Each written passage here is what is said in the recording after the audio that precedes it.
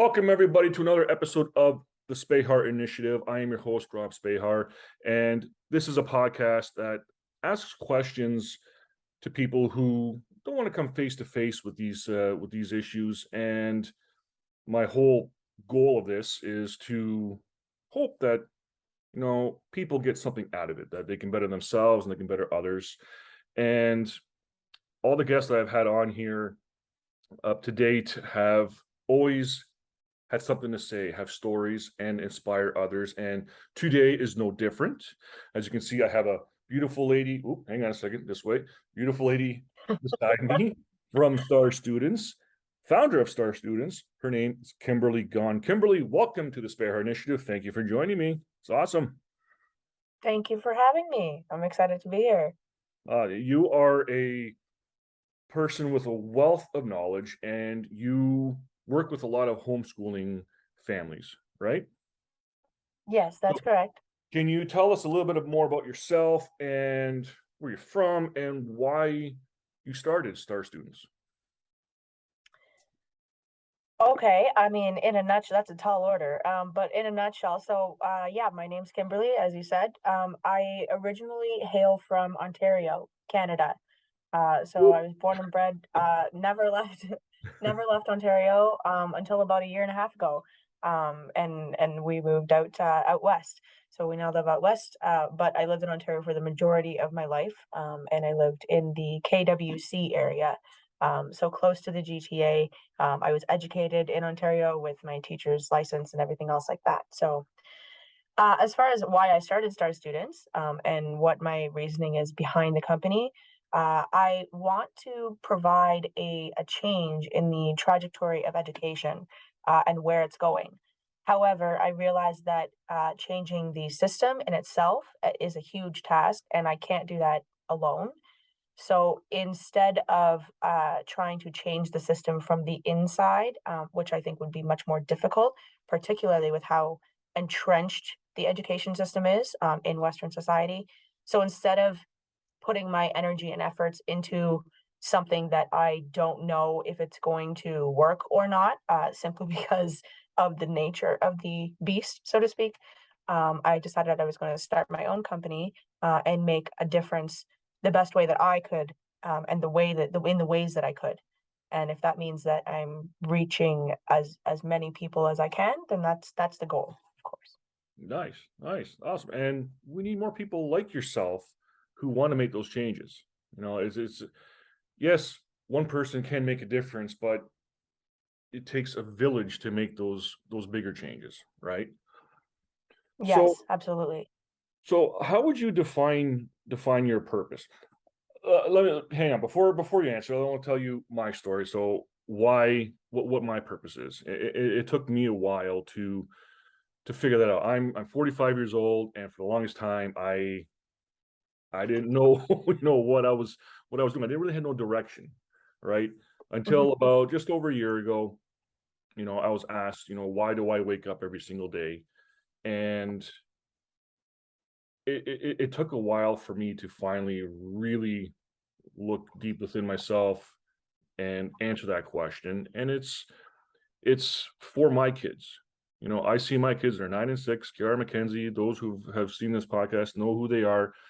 They are amazing, amazing children. And yeah, I'm biased. Of course, I'm their dad. you know, but I think that's fair to say that every parent is biased. but seeing them how they are and how what they were being shown in school. We had them in private school. We had them in Montessori, and to see how they were teachers were not really there for our kids, right? They were failing our children. So then this happened just before the pandemic. So we ended up taking them out. So everything that happened Mhm. while they were in school, the pandemic hit, it just kind of made things a lot easier. Um, Of course. and to see how they've been thriving the last couple of years and wanting to make a change, not just for my kids, but for other kids as well in this country, in this world, is what makes me get up every morning out of bed. That's why I do what I do. Everybody asks, why are you doing what you're doing right now with Technotutor and everything? And I'm like, that's why I'm doing that. Changes must be made. Changes have to be made for kids today's generation to be future leaders, right? So now I wanted to ask you, Kimberly, like, how would you define your purpose? Like, why do you get up out of bed every day?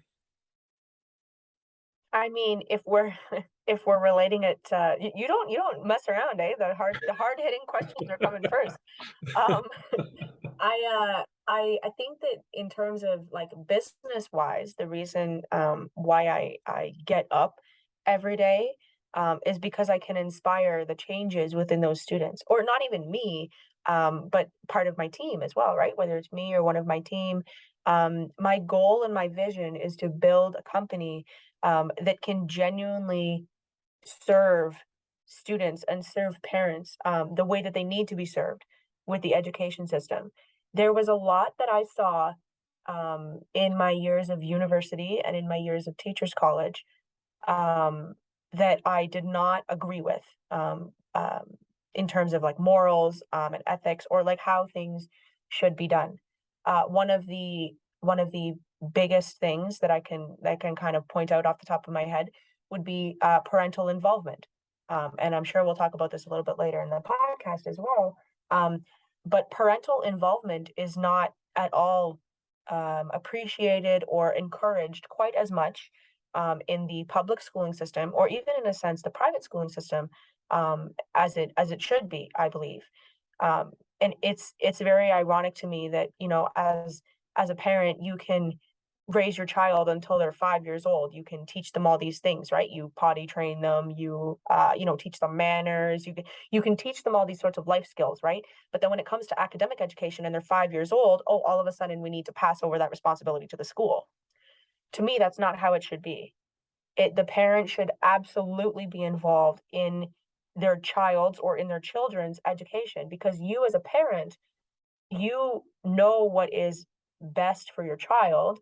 And of course it helps to have professional opinions and guidance and things like that, but you as the parent should have the say so as to what is being taught.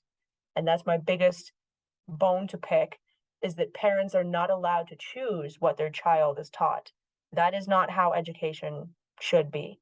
And so when it comes to my purpose in regards to my business um, and my life, that is what it is making the education space actually a space of education and not of indoctrination or of narratives, if I can use those words.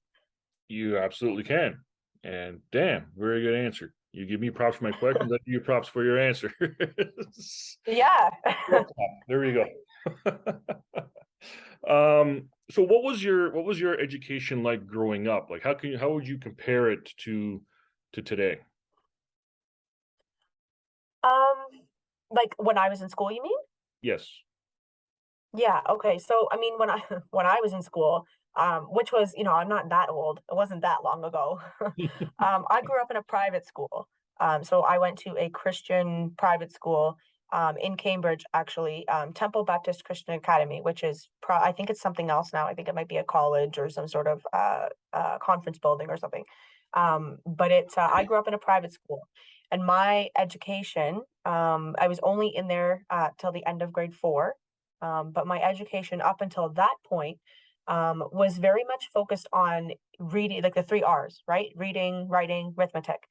And it was very much focused on skills, right? Communication. I remember that we had classes like shop, right? Or like we would have art, of course, because you're looking at artistry and being artistic. We would have like mechanics, like shop mechanics. Now I wasn't there long enough to be able to get into that, because I stepped out of that system in grade 5. So the beginning of grade 5, I went to public school. But the point being, I saw that they had those options. It was very, and while I was in school, right, it was very much focused. Like I remember being in kindergarten and learning to cursive write or handwrite. For people who aren't familiar with the term cursive write, that's handwriting. I learned to handwrite before I learned to print. And there's lots of science. I'm sure we could have a discussion about the science behind learning to handwrite before you learn to print and all that stuff. But it was very much a structured and knowledgeable education. It was focused on, gaining skills and gaining knowledge. Um, that was how I grew up. Now, when I made the transition to the public system, that was in the early 2000s. So I'm dating myself here, but that was in the early 2000s, and it was very much still the same, right? Because in the early 2000s, education was not quite as, what's the word I'm looking for here? It was not quite as infiltrated with other sorts of narratives as it is now, right? So I started to see that sort of thing, in grade 11 and grade 12. I definitely saw that in university, and I definitely saw it in teachers college. And that was one of the factors that caused me to make the decision to step outside of the system and operate outside the system. Damn. See, you're not dating yourself. I'll date myself here. I went to school in the 1980s. Right, right. It was much different, much more different than it is today. That's for sure. But you still get the same little bits. You got to raise your hand in order to ask or answer a question. You got to stand straight in line in order to go Yes. inside the school. You got to sit there. You got to be quiet. You can't converse with your peers. Um, Yeah. very strict. Everybody took their turns talking. Yeah. Yep, yep. Very strict. Very. I want to say suffocating. You know, I wasn't Mhm. able to have a voice, and it wasn't just myself. It was my peers as well that were around me. So Mhm. saying all those things, what do you feel? We'll talk about today's education system. What do you feel is the biggest issue in today's education system? I know this is a bomb. Me, I gotta pick just one. Pick as many as you like. Uh, I'm okay, sure well, I they mean, all tie in besides like together.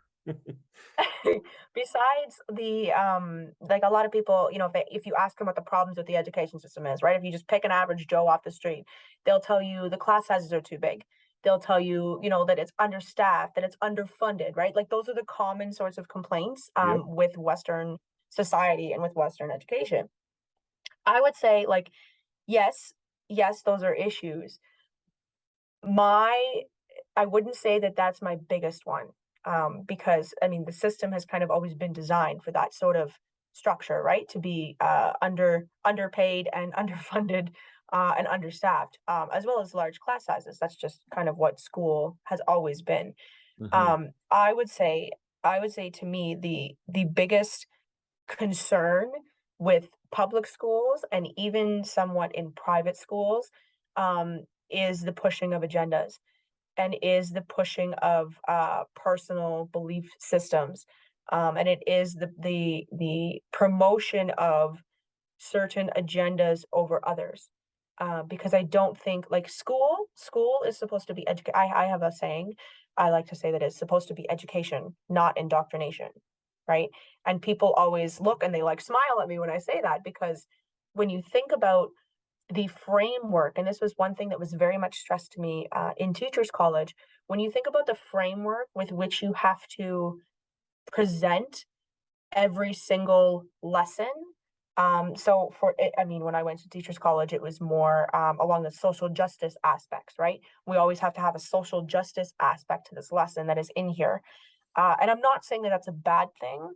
I'm not saying it's a bad thing, but the fact that it had to be in every single lesson, and the fact that you were expected to have that sort of paperwork and have that, like, you have to have a lesson plan for every single class, right? You have to have a structure, and if that lesson plan does not match up to the curriculum expectations, which change on a regular basis.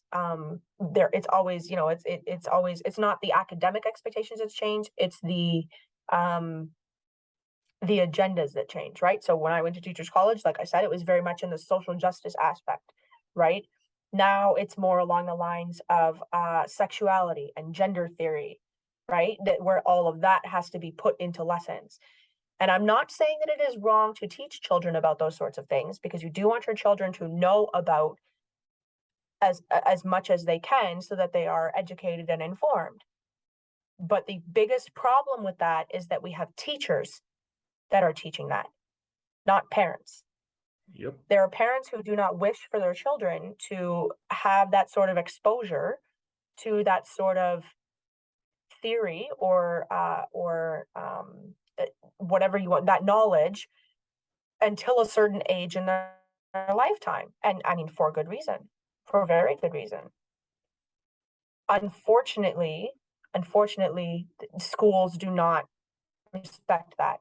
And so in a nutshell, in a nutshell, the biggest problem that I see with the schools is that the schools have tried to and mostly succeeded with taking over the role of the parent, and they shouldn't do that at all.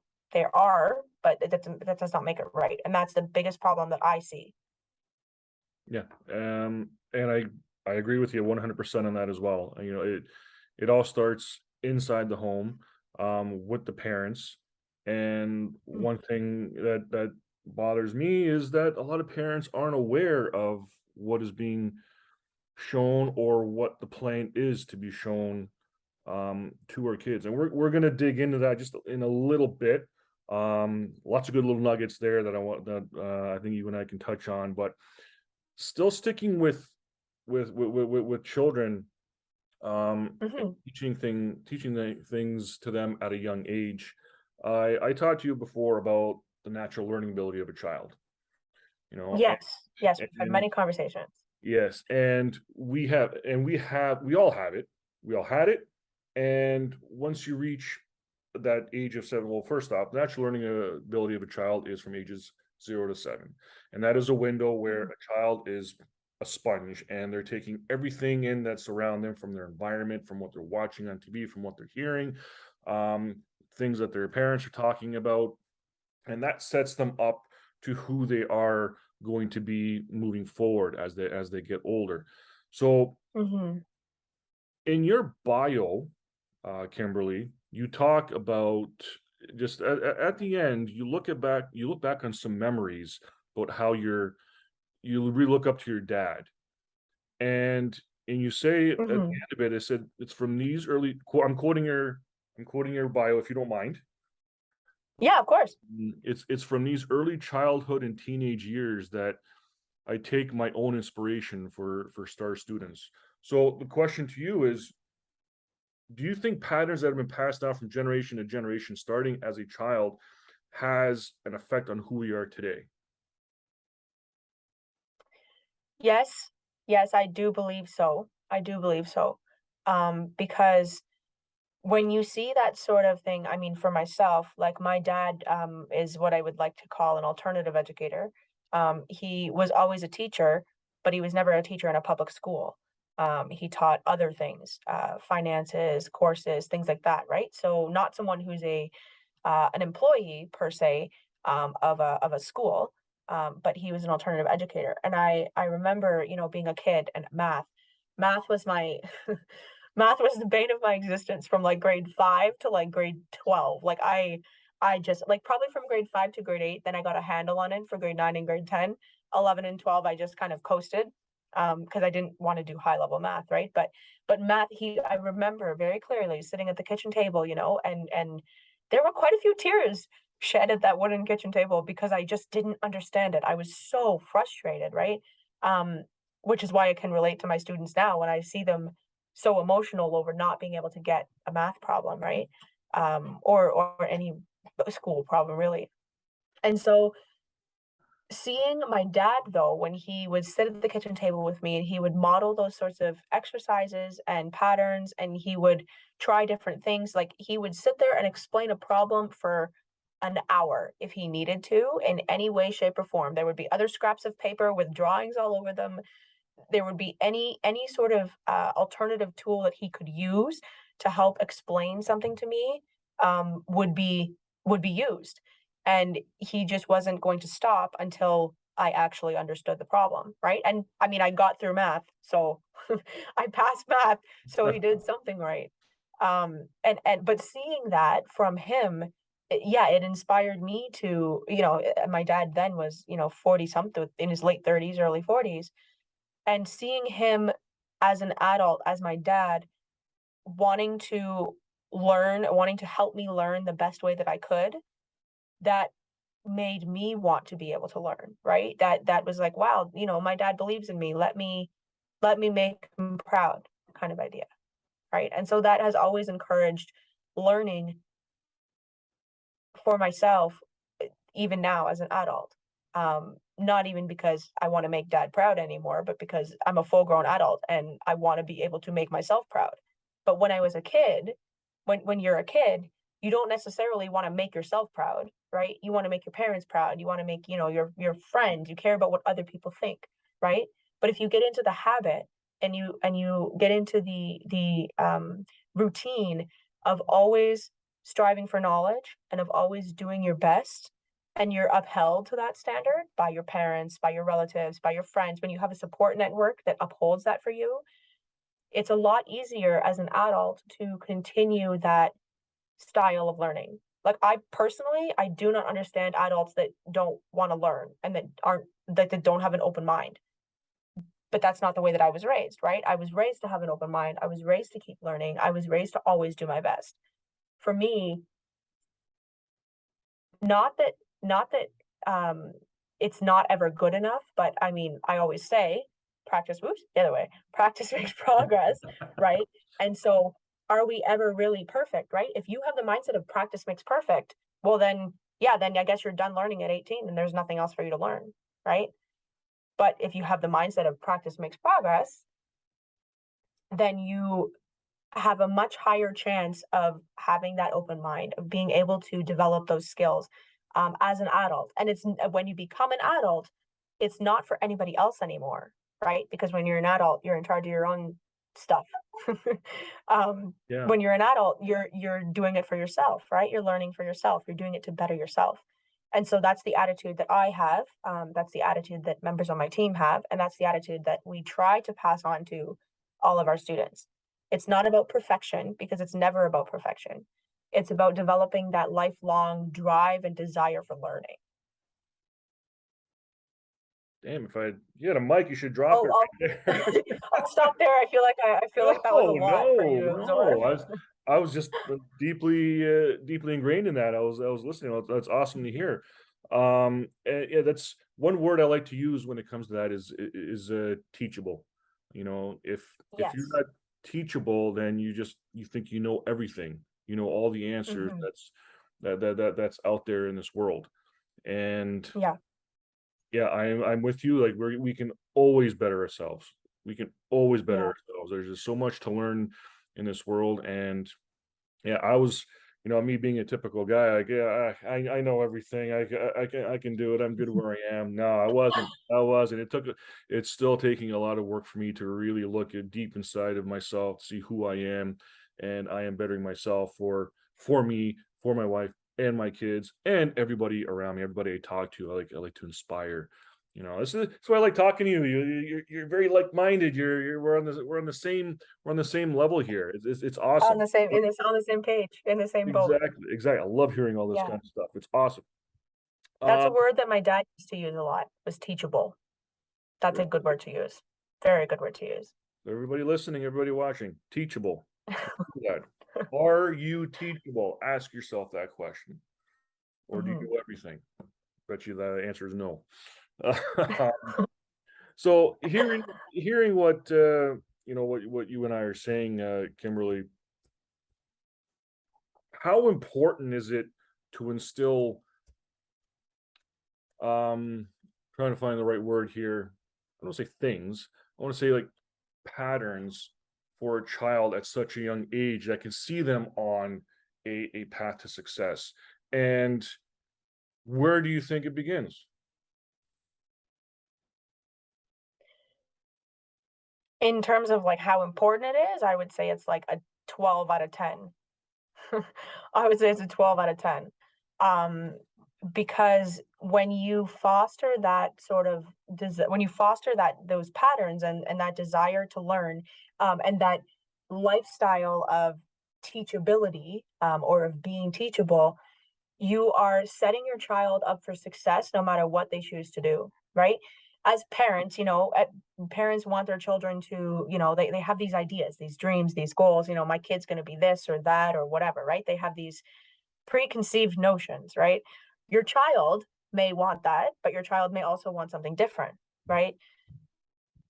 When I talk to kids and I talk to my students about, things that they want to do, right?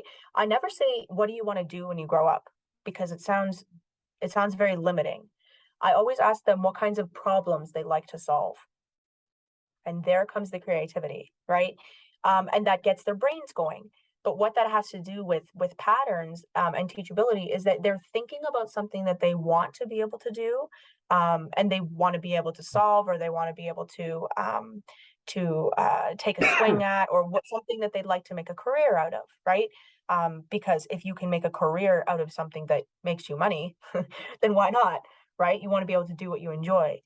But teaching your child and giving your child those opportunities to become teachable is super important for that very reason. You don't know where they're going to end up. You don't know what they're going to end up doing. You don't know what sort of career path they're going to choose. You don't know, like, uh, sometimes they don't even know. Like, I mean, I thought I wanted to be a public school teacher until I hit teachers college at like 24, and I had to take a good hard look in the mirror. And I was like, is this really what I want for the rest of my life? Is this something that jives with my principles and with my work ethic and with everything that goes along with who I am, right? And that answer was no. So I looked elsewhere, right? But somebody could make a complete 180. They could grow up thinking they want to be. I have a couple students who want to be marine biologists, right? Because they love animals and they want to solve the problems of the sea, right? So they want to be a marine biologist. They could turn around when they're 16, 17, or 25 and go, you know what, I don't know if this is for me anymore, and completely change pathways, right? Now, that's not easy at any age to just switch into a 180 and say, this is not what I want anymore, right? Change is very hard as human beings. That's one of the most difficult things to do, is change. If you have given your child the skills and you have gotten your child used to being teachable and used to a life of teachability, it's going to be easier for them to change and learn the new skills that they need to learn for that career or for that life path or for whatever decisions they're making, right? It doesn't mean that there's not skills that they should learn along the way. Like, there's always important skills like communication and organization and self-awareness, all that kind of stuff. That's important, and you want to have that regardless. But giving your child the opportunities to be teachable and instilling in them from a very young age, I would say, like, from the second that they can start talking, right? You don't have to teach it to them, like sit them down and be like, this is what we need to do, blah blah blah blah, and like make it a lesson. Model it for them, right? You as a parent, like you said it before, children absorb everything. So if they see you as their parent being teachable and putting yourself in situations where you're teachable, whether or not their conscious brain realizes that that's what you're doing, their subconscious brain does. They pick up on those patterns, right? My dad was always someone who was teachable and learning. I remember when I was a kid, he would be sitting on the computer for hours looking at stuff, just researching, just looking at things. That stuck with me. And I do the same thing today. Maybe not for hours on hours, but I see the value in doing research and being able to check sources and talk to different people and look at different things and be able to collect that knowledge. So whether or not your child's conscious brain realizes that you're presenting them with teachable options or with a life of teachability, that's what you're doing by modeling that sort of thing for them. And I think that is the most important, because if you want society to go anywhere, um, especially in the current days, you're going to need your children to have those sorts of skills. I couldn't agree with you more, Kimberly. Everything you said there is like, spot on. Like I really cannot add anything to what you just said about all that. But it's a nice segue into what we want to talk about now. It's a little bit more sensitive. We talked about this at the top of the episode. But before we get into that, I just want to ask you one quick question. Do you feel that kids are being, taught the right things to see them success in tomorrow's world? I don't know. I would say that they're absolutely not being taught the right things. We're far more concerned these days, or public schools in particular, are far more concerned these days with their own personal agendas, and with their own personal sort of narratives of what I could say is political correctness, than we are worried about teaching our children skills for the future. Um, I think that a lot of parents would like to see that changed, but they don't necessarily know how to go about that. And that being said, for the most part, kids in public schools, they're not being taught those things, and they're particularly not being taught those things in schools. Um, and the devil's advocate in me, or the snarky little teenager in me, wants to say that, well, they're not teaching them the things they're supposed to either, and here we are. But maybe I'll refrain from getting too much into detail over that one. So anybody who's listening and watching or have heard Kimberly and I mention the word narrative. And when we talk about narrative, we talk about what's called Soji 123. Okay. And if you're wondering what Soji 123 is, let me enlighten you. I'm looking at their website now, and what it says here, basically in a nutshell, Soji 123 helps educators make schools inclusive and safe for students of all sexual orientations and gender identities. At a Soji inclusive school, students' gender does not limit their interests and opportunities, and their sexual orientation and how they understand and express their gender are welcomed without discrimination. So my question is, like, why is this being pushed onto children at such a young age? We talk about how it starts in the home, and yeah, it should be in the home. School should be, for kids who do go to school, it should be a place of learning how to get the proper life skills to see yourself succeed. I'm talking about like cooking, fixing a car, building a house, do your taxes, investment, stuff like that. I wish I knew Mm-hmm. that kind of stuff when I was back in school. Now they're Mm-hmm. they're they're pushing this inclusiveness, and it seems to me, I'm sure I'll get a lot of flack for this, but you know what? I don't care. There are a lot of inclusive teachers being put in classrooms for kids at such a young age, and they're teaching them these pronouns and all these kind of things.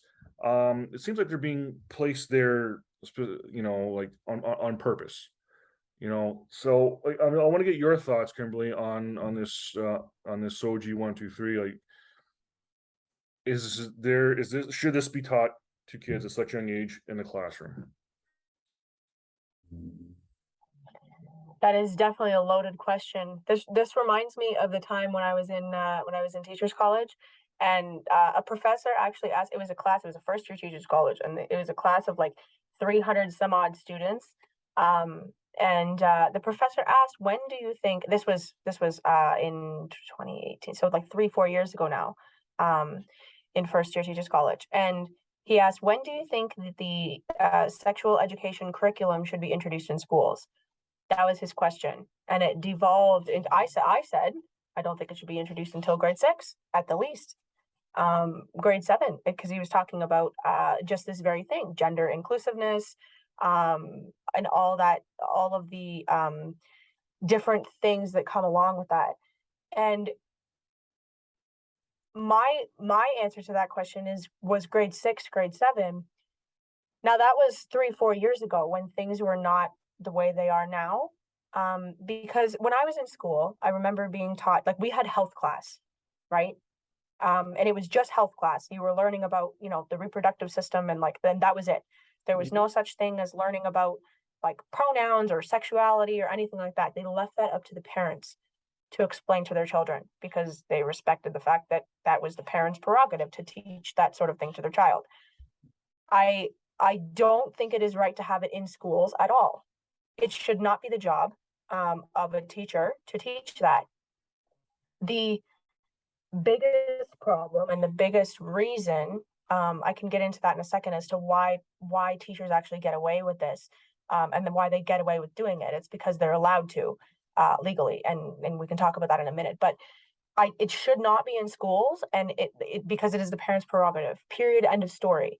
And if you need any sort of evidence for that, if you need any sort of proof for that, if you need any sort of scientific research backup for that, it's for the fact that you're not the child's parent. I don't know what other scientific research I can give you, right? Like if you as the child's parent do not want your child being taught something, particularly something when they are something that complex, such as like gender studies or gender ideology, when they're that young, that's your prerogative as a parent. You are teaching children about pronouns and this, that, and everything else when most of them can't even tie their shoes by themselves. Yeah. Most of them still need an adult to accompany them to the bathroom. And you're going to try to teach them about pronouns and about like different genders and whatnot. Like it doesn't make any sense to me. Why are you putting that on kindergartners, on first graders, on second graders, even third graders? They're too young. Like I am not a psychologist. I've been called out before because people whose feathers I ruffle are like, well, what right do you have to say anything? You're not a psychologist. You're not a scientist. I'm not, but I don't have to be someone with a massive science degree and 16 letters behind their name to know what common sense is. You don't need to teach a child about pronoun, a child who's 6 or 7 or 8 or 9 or even 10, about pronouns, about this person feels this way and whatever. What happens if the parent does not want that conversation because they don't think that it's right for their child to have that conversation when their brain is literally not developed enough to handle that conversation? That goes back to the natural learning child, ability we were talking about, right? Exactly. If you have a child, let me put it this way, if your child can't cook a full meal on a stove by themselves, they're too young to learn about gender ideology, period. Like that would be my standard, right? I'm not saying that it's wrong to know about those things. I'm not saying that it's wrong to talk about those things. Of course, we want to be able to talk and like be inclusive and like all that stuff. But A, it's not the school's prerogative to decide when the child learns such a thing. And B, you have to respect the parent's choice as to whether or not they want their child exposed to that knowledge at that age, right? And I said a couple minutes ago, that teachers actually get away with this, and there's a reason that they get away with this. Not a lot of parents know this, but I believe it's in the Education Act of like 1847 or whenever it was made or updated. It says that the public school, has something called loco parentis. I'm sure you know about this. Enlighten us. Okay, it says that the public school and even private schools too will have this as well because they're covered under the Education Act. It says that the schools have loco parentis. That is Latin, I believe, for in the parent's place. So they have the power to act within the best interests of your child as they see fit because they're acting as the parent. And the Education Act of 1847 or whatever it is gives them the legal right to do so. So if you as a parent don't know your rights within the public schooling system, they're going to be able to legally teach your child whatever they want, and you can't sue them. That's why you can't sue teachers that do stuff like that, because they're like, oh, well, I'm acting in the best interest of your child, right? Unless it's clearly something that's not, right? Like we have clear expectations around things that happen like sexual assault and things like that, right? Like that is something that has been set down as a no-no, right? Something like gender ideology or critical race theory, which I know is a huge thing in the States, that has not been set down as a no-no. And so until it is set down as a no-no, teachers will continue to get away with it and to get away with promoting personal agendas in the classroom until it is stopped, or until you as a parent say enough is enough, and you either make the schooling system work for you, or you take them out of the schooling system and you find something else, like you've done with your family and with your 2 children. Absolutely. And just for clarification, the Education Act, is that just in Canada or is that encompass the United I States? believe I believe I mean, that's specifically I'm an expert in Canadian education. I believe that's Western, like North American wide, because I know that the States is very similar with the way that they handle their education policies and things like that. So I Mhm. can't speak for like the UK. I can't speak for like globally, but North America wide, that's pretty much the standard. Yes. You know, that sheds a lot of light on. I'll give you some stories and our listeners and viewers out there as well. Couple of things. Um, I went to like a local meeting, who it's a company who advocates for change, and Mm. um, the leader of the meeting showed me what his 6-year-old daughter brought home from school, and Oh boy. it Oh boy. floored me. It floored me, like, jaw hit the floor. I couldn't believe, like, she's like, "Oh, daddy, we gotta read these books tonight." One was a regular book, like, yeah, it's just a regular story. But this one was there was nudity in it, there was sex being shown, it was all in tune form, like you're reading a comic book, but the whole point of it is, like, why is a 6-year-old bringing this kind of a book Home books like home? that. It was very graphic, very detailed. I couldn't believe it. So I tell other parents I talk to about this stuff, and it's either they don't want to believe it, they don't want to believe it, or they're just not aware. It's like, no, they can't be. You know, it's like this is I got my child going to school, great teachers, great reviews. You know, that can't be. Well, I have proof. If anybody's interested and want to know more, reach out to me. I don't know if I want to show you really. I can talk to you about it though.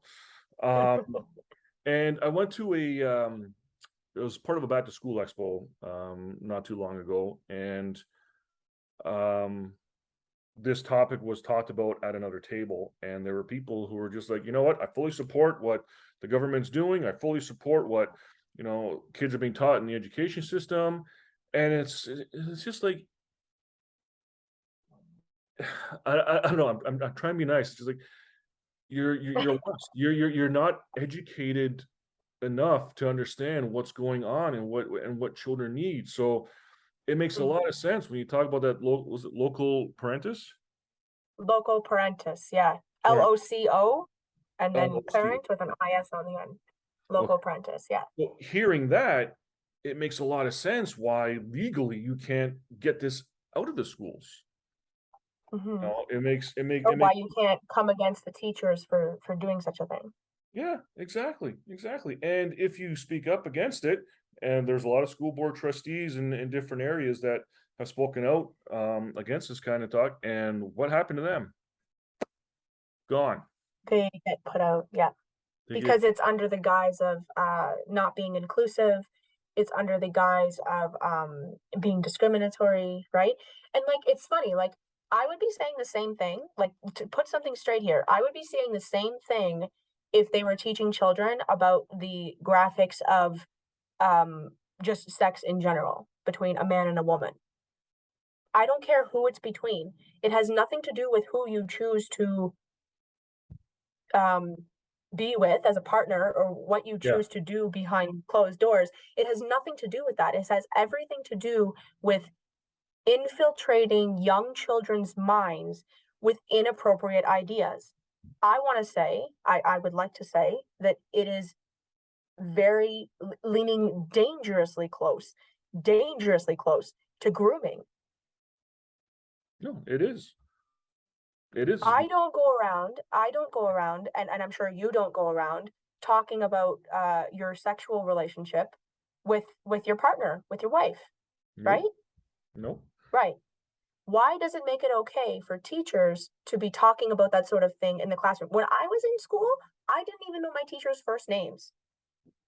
Now all of a sudden it's okay to talk about our sexual exploits and like what pronouns we choose to use and like how we feel about things. Like that is not your job. That is not what teaching is supposed to be. It No. is not. No. Teaching is supposed to be education. It is not supposed to be validation for people that don't have that validation from other adults. You as a teacher are supposed to validate those children because you're teaching them knowledge. not because you're filling their heads with different ideas of sexual exploits. That's just, I just don't understand where the cognitive dissonance is. Do you know what I mean? It seems to me Yeah. like it's common sense. And I don't have to be a sociologist.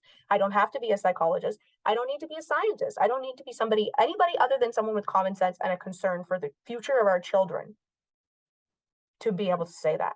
Yeah, you go going back to Pride Month, and I don't know what it was like in BC, but here it's like everything is being normalized.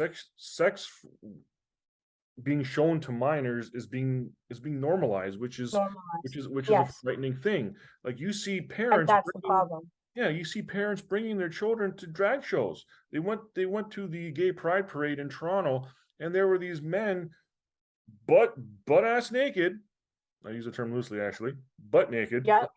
um, um, and there's kids on the sidewalk sitting there cheering on with these flags. I'm like looking at the parents, like, what are you doing? What? Why? Can't you go to like it's June, it's the summer, like go to a water park, splash pad, go Kenner's There, Wonderland or something, yeah, Go to a gay pride parade. Before, what are you there is showing a them? company, yeah, there is a company, on that note, that I know of, or a social media movement, or I think it's a movement, but they're very large on social media as well, is Gays Against Groomers. And they are of the same opinion. They say, we're gay, like it's typically it's gay men that I see, because it's against grooming, right? And typically that's more of a male thing than a female thing.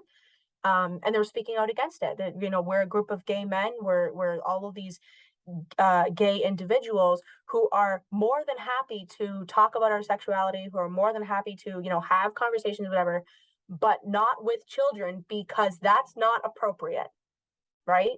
And so, I mean, they're very good. I love a lot of what they stand for. I mean, I don't agree with everything that everybody says, but I love a lot of what they stand for because Mhm. there's nothing wrong with the issue at hand here is not with someone's sexuality. It's with the pushing of that sexuality on young impressionable minds. That's my concern. That is my concern. You can do whatever you want to do. It doesn't like that doesn't bother me. It doesn't matter to me because it's not my life, right? But when it comes to affecting the children that you are teaching as a teacher, now that's a problem. Now that's a problem. And it's funny you bring that up because I was going to say something very along the lines of that because I'm noticing now a lot of drag entertainers are coming out and saying, like, making these videos, speaking to parents, like, why are you Mm-hmm. bringing your children to our shows? Yeah. They Why have are you no bringing your kid? business being I there. bring your child here. We're we're Yeah. we're, we're entertainers. Like we've got no business teaching your children about anything Yep. like this. We are just entertaining you, but don't Yes. bring your kids to this. Don't bring your Yeah. children to this. So there Yeah. are some that are against, the normalization of sexuality, towards children. So which is good to Mm-hmm. see. And I think a lot more when a lot more parents stand up against this, speak their minds, speak their concerns, that's when Mm-hmm. that's when change will really start happening. If we don't say anything, nothing's going to change. It's just going to keep Of going, course. going, and going. God Yeah. knows what this future is going to look like with their current future leaders. You know, Yeah. That's what's scary.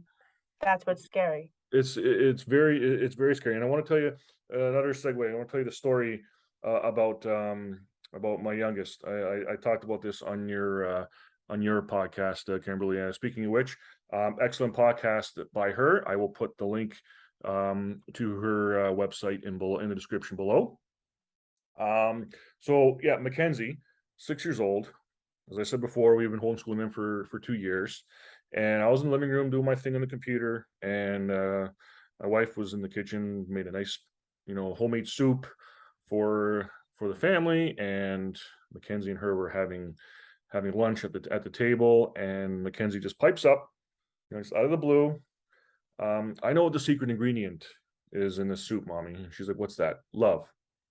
And I looked at my wife, and it was that moment that was just, it was pure innocence. It was, this is the product. We're to say my daughter's a product, but literally, Result. she This is is the result. the result of homeschooling and not being tainted by the system, not being shown everything that, is being normalized to other kids nowadays. Mhm, And goes back to why I wake up every day to make these changes for other kids out there. Wake up other mhm, parents, speak to them, talk to them, educate them. And this is what's happening. Be aware. So now I want to mhm. ask you, Kimberly, about star students and homeschooling. How important is it in today's society when it comes to homeschooling your child? Well, I mean, my prerogative is that it's very important to do so. Like I would say like a 12 out of 10.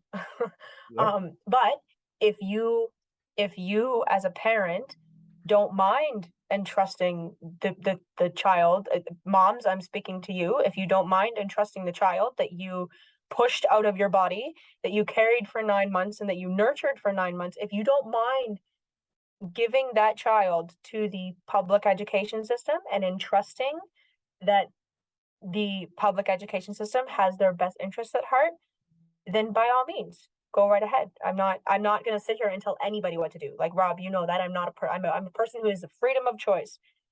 You need to Yep. make your own decisions. People need to make their own decisions. But you just have to be aware of the consequences that are going to come along with that and the results of what is going to come along with that. For a lot of the parents that I work with and that my team works with, they see the importance of being able to have control over what their children learn and when they learn it, right? When they learn it is a huge component and how it's approached, right? If you approach something as a lesson from this is a certain perspective, let's learn about this perspective and see what this perspective has to offer, right? That's how you as an adult should go into any learning conversation. Why don't we do the same for our kids, right? We in public schools they push this idea of like I said social justice, and now it's gender ideology that they push. Why is it that framework that is being pushed? Why is it not here's a piece of information, let's look at it, study it, see what we can learn from it and move on? That being said, again, it has to be at an age appropriate time because children that are under a certain age that don't have the proper brain development cannot actually critically think in that manner, right? Like I said, a lot of these kids, they can't even tie their shoes yet, right? But So go ahead. homeschooling, homeschooling is important, 100%, 12 out of 10. Like I'm a person, get your kids out of the system. I don't care what it takes, get your children out of the system because it's not worth it. It is not worth it. Your children are worth more than that. They're worth more than the public schooling system. Yeah, exactly. So what kind of future do you envision for your child slash children? And Hmm. if they don't ever achieve that, like how does that make you feel? Like just try to picture that, talking to moms and Yeah, and dads as well, just like what does it look like for your child in the future? And if they don't achieve that, just something to think about, you know. I like that. That's a good question to ask. We're not going to answer for them, right? We're going to, zip our mouth. No, you gotta let people come to their own conclusions, but it's about asking the right questions. It's about Exactly. asking the right questions. So what do you envision as the ideal environment for a child who's being homeschooled? Um, I mean, that's a tricky question because every family is different, right? When you're homeschooling, every family has different expectations. Every family has different opportunities, and every family has different sorts of things that they have to deal with, right? As a family, not every parent is lucky enough to work from home, right? Maybe both parents are working out of the house, and there's all those sorts of concerns as well. But stereotypically, like an ideal environment for a child who's homeschooled, is going to be with at least one of the parents home, and one of the parents can be involved, or more involved rather than the other parent is. If the other parent has to work, then great, right? That's fine. Mhm. If both parents can be home, fantastic. But I mean, that's not necessarily realistic, right? Typically, one parent can and one parent can't. If both parents can, amazing. Ideally, I would say that both parents can be home, both parents can work from home, and both parents are able to be hands on deck with their kids, and that they have, if they're not sure, they have some sort of educational guidance or professional advice or whatever consulting services that they can kind of refer to for that. But in terms of just the ideal situation, I would say that you'd want to have both parents home and both parents involved, because you're the parents, right? Don't you want to teach your children? That would be my question. When you hear That some would, answers. again, asking the right questions, right? Asking the right questions. Ask the right questions. Exactly, exactly. And speaking of questions, I have one more before we end off. Yeah. This has been full of information, and I love it. It's great. So there are parents who are aware of what's going on in the schools, but like you said, ideally you want both parents at home, but Mhm. Western society, Western culture dictates no, both parents have to work, which in turn has Mhm. to put the child in school. What would you say to parents who are nervous, like who want to take their kids out of the school system and homeschool them because of what's going on, but are nervous and are not sure about where to begin? I would say that your first step, and I know this from experience, your first step is to reach out for help.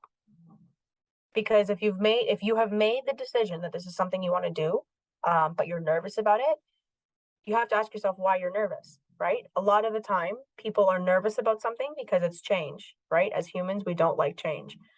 We like to be comfortable, right? We like to stay in the comfort zone within the box. Yep. Um, and so if you're nervous about something, it typically means that something is there. There's a saying that says, "Your fears are not there to scare you; they're there to show you something is worth it." So if you're nervous about something, the way that you push through that nervousness and the way that you push through that fear, because that's what nervousness is, it's a type of fear. The way you push through that is by getting rid of those fears or helping to assuage those fears, right? And you can do that by either doing research yourself, you can reach out to somebody for help, build a network, right? I like to say find your tribe, build a network of people that can support you, educational professionals, other parents who are like-minded, people who are willing to help you with babysitting or childcare or whatever else needs to happen, if that's what has to happen, right? But build a network. Start by building your network. Start by talking to other people that are either in the same boat or have experience with that boat, or know how to fix the holes in the boat, right? Before the holes happen, right? Who know how to build the boat properly. Build a network. That is my biggest tip for people who are nervous, or even for people who are starting that journey and just don't know where they're going or what they're doing, and they kind of need some guidance. Reach out for help. I know you, Rob. I know you are very knowledgeable. You have a ton of information and like links and resources and things like that, to be able to help parents, and it's part of why I like having you in my network, is because we can communicate with each other and we can share resources and ideas and start working on and or continue to work on building that tribe and building that network. That's the sole largest thing that I feel a lot of people are missing. And it would be a lot easier if you felt like you had a support system. Yeah, exactly. And it all starts with just a conversation, just to talk. And Yes. anybody out there who has any questions, in Ontario, out west, wherever in Canada, in the United States, reach out to either one of us. Reach out to Kimberly. Reach out to me. Like, we're nice people. We're great. Absolutely. We're angels. No, we're both here. There's a reason that we found each other, Kimberly, and we both want the same thing. We both want to make changes. We both want to see, children today succeed and be taught the things that will set them up for success in the future. Future leaders, not being groomed, but being shown the proper way. And it all starts Mhm. at the home. It starts with the parents. And the nervousness thing, there's one saying that I like that I like to say is that if you fear it, you must do it. Ah, It's like you say, like there's a reason why it's uncomfortable when you go against the grain, when you go for in yeah, the gym for a workout, you feel the pain. You're doing something right. When you shave, you got to you're go against the growing. grain to get that little bit that smooth baby bum. It's like you got to go against the grain, against the narrative in order to achieve what you want. Yes, absolutely. And that is really the goal, I think, of life and of what you want your child to achieve, right? Or Exactly, your children to achieve. exactly. And on that note, that is going to end this episode of the Spehar Initiative. Kimberly, thank you so much. It was amazing to Thank you have for you on having me. there. And Thank you for having me. It was a pleasure. it was awesome to hear your knowledge. Everything that you said is just speaks to me, and I'm sure it speaks to many people out there. When I say our listeners and viewers, I mean it's going to be on YouTube and it's going to be on Spotify and Podbean as well. So reach out to Exciting stuff. Kimberly if anybody has any questions. Reach out to myself. All the links will be in the description below. And yeah, what do you want for your children, and how does it look? That's it. That's it. All right. Until next time. Tune in. I'll have somebody else on providing some really good information. I'll be asking some more in-depth questions just like I did today. All right. Peace.